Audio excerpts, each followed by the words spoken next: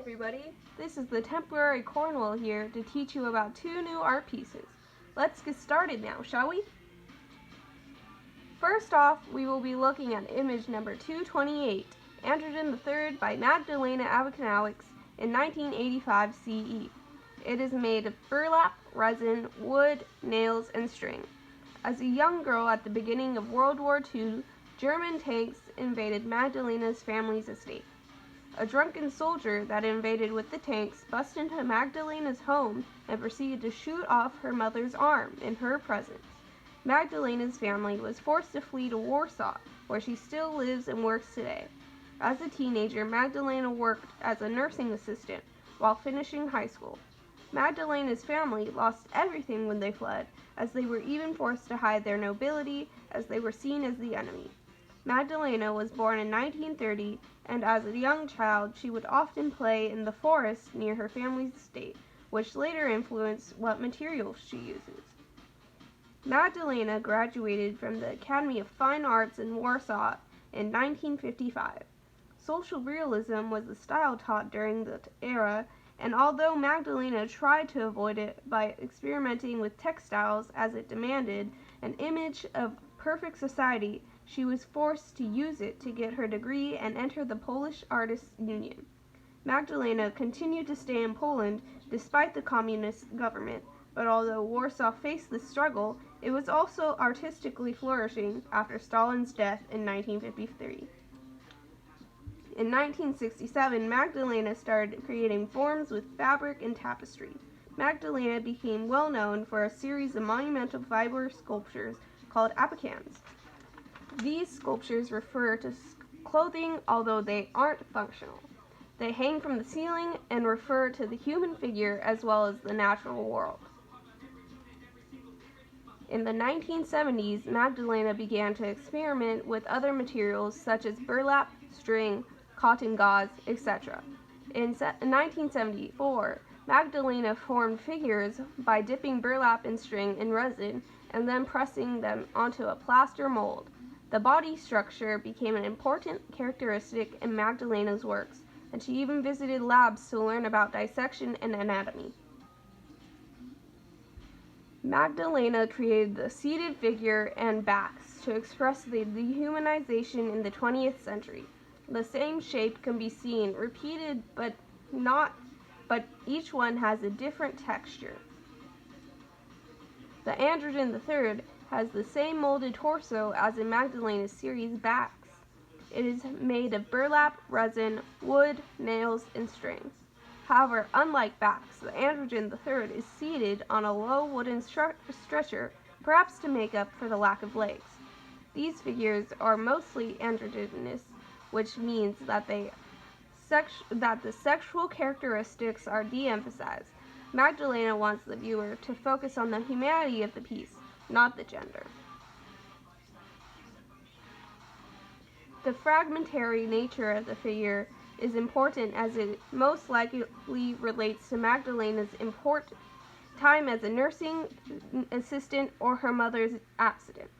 Some distinguishing features of the Burlap Cast are the wrinkled skin, the implication of backbones, musculature, and veins.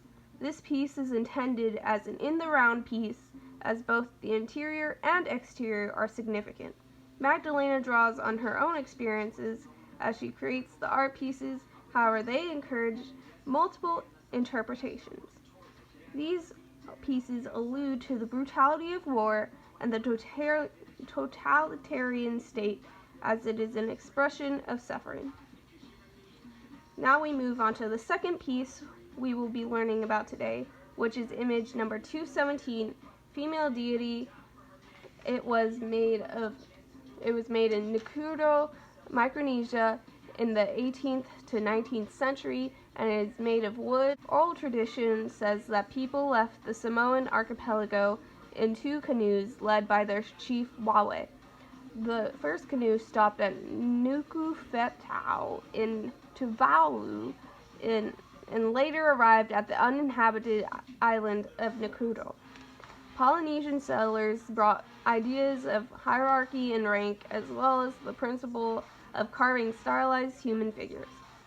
New inhabitants incorporated the art of navigation, canoe building, and loom weaving with banana fiber. Since the island is geographically situated in Micronesia, which makes it culturally and linguistically Polynesian, it is called a Polynesian outlier. In 1874, the first mention of the wooden figures came into being by a missionary by the name of Edward T. Dunn. The missionary never left his ship to go ashore, however, so it is not known how he got the information of the wooden figures. Other explorers such as Johann Stanislaus, who visited the island in 1873 and 1877, and Karl Jaeschke, who visited in 1904 and 1910 through 1913, are the people that gave the most detailed information on the figure. It is not known if the wood they used called breadfruit tree was carved using adzes, which is a tool similar to an axe with an arched blade that's used for cutting or shaping large pieces of wood, with a tridacna, which is a large saltwater clam, shell blades, or if they use Western metal blade tools. The surface of the statues was smooth with pumice, which was found on the beaches.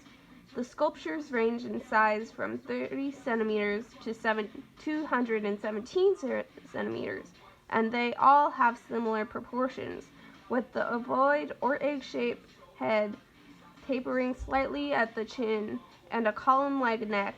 The eyes and nose are discreetly shown, or not at all. The shoulders slope downwards, the chest is indicated by a simple line, and a sketchy indication of hands and feet. Female figures have rudimentary or basic breasts.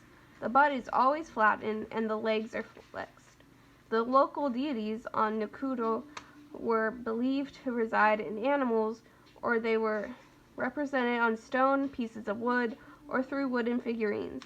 Each figure bore the specific name of the deity it was associated with, along with the extended family, groups, priests, and temples.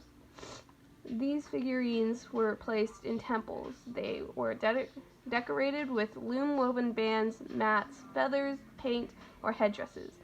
The natives had rituals that mark the beginning of the harvesting of two kinds of taro, bread, fruit, arrowroot, banana, sugarcane, or pandanus, which is otherwise known as the screw pine, and it's a palm-like tree or shrub, as well as coconuts.